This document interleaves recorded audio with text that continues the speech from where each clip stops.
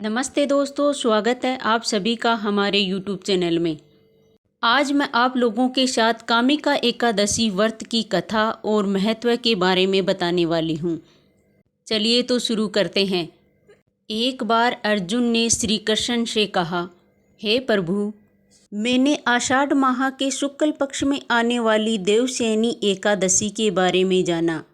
अब मुझे श्रावण मास के कृष्ण पक्ष में आने वाली एकादशी के बारे में बताइए। इस एकादशी का क्या नाम है और इसकी क्या विधि है और इसमें किस देवता की पूजा होती है। इसका उपवास करने से मनुष्य को किस फल की प्राप्ति होती है।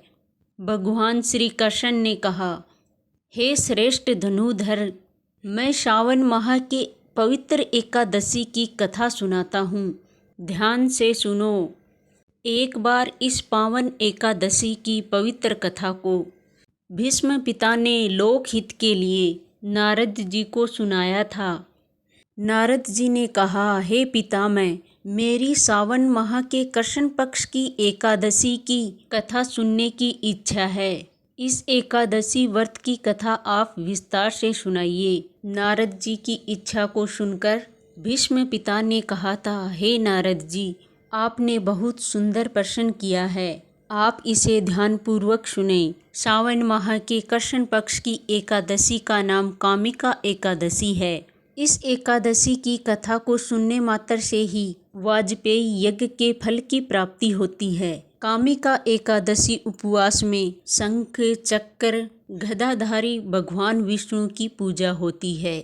जो मनुष्य इस एकादशी के व्रत में धूप दीप से भगवान विष्णु की पूजा करते हैं, उन्हें गंगा स्नान के फल से भी उत्तम फल की प्राप्ति होती है। सूर्य ग्रहण और चंद्र ग्रहण में केदार और गुरु क्षेत्र में स्नान करने से जिस पुण्य की प्राप्ति होती है, वह पुण्य कामिका एकादशी के दिन भगवान विष्णु की भक्ति पूर्वक पूजा करने से फल प्राप्त हो जाता है। संसार में भगवान की पूजा का सबसे ज्यादा फल, अतः भक्ति पूर्वक भगवान की पूजा न हो सके तो श्रावण मास के कृष्ण पक्ष की कामिका एकादशी का उपवास करना चाहिए। उससे बहुत ज्यादा फल मिलता है। आभूषणों से युक्त बछड़ा सहित गोदान करने से जो फल मिलता है, वह कामिका एकादशी का उपवास करने से मिल जाता है। संसार सागर तथा पापों में बसे हुए मनुष्य को इनसे मुक्ति पाने के लिए कामिका एकादशी का उपवास करना चाहिए। संसार में इससे अधिक पापों को नष्ट करने वाला कोई दूसरा उपाय नहीं है। हे नारद जी, स्वयं भगवान ने अपने मुख से कहा है, मनुष्य को जो आध्यात्मिक विद्या से फल प्राप्त होता है, उससे अधिक फल कामिका एकादशी के उपवास करने से मिल जाता है। इस उपवास को करने से मनुष्य को ना तो यमराज के दर्शन होते हैं, ना ही नरक के कष्ट भोगने पड़ते हैं। वह स्वर्ग का अधिकारी बन जाता है। इस दिन तुलसी दल से मनुष्य भक्ति पूर्वक भगवान विष्णु का पूजा करता है। संसार सागर में रहते हुए भी औरों से अलग होते हैं। हे नारद जी, भगवान की अति प्रिय तुलसी को मैं प्रणाम करता हूँ। तुलसी जी के दर्शन मात्र से ही मनुष्य के सभी पाप नष्ट हो जाते हैं और शरीर के स्पर्श मात्र से मनुष्य पवित्र हो जाता है। जो मनुष्य तुलसी जी को भगवान के श्री चरणों में समर्पित करते हैं, उसे मुक्ति मिल जाती है। इस कामिका एकादशी की रात्रि को जो मनुष्य जागरण करते हैं और दीप दान करते हैं, उनके पुण्य को लिखने में भी चित्रगुप्त भी असमर्थ होते हैं। जो मनुष्य एकादशी के दिन भगवान के सामने दीप जलाते हैं, उनके पितर स्वर्ग लोक में अमृत का पान करते हैं। कामिका एकादशी व्रत की कथा के अनुसार एक गांव में एक वीर क्षत्रिय रहता था।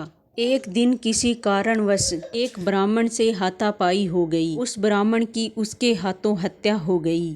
गलती से मारे गए उस ब्राह्मण की हत्या की उसकी क्रिया उस क्षत्रिय ने करनी चाहिए, परंतु पंडितों ने ऐसा करने से उसे मना कर दिया।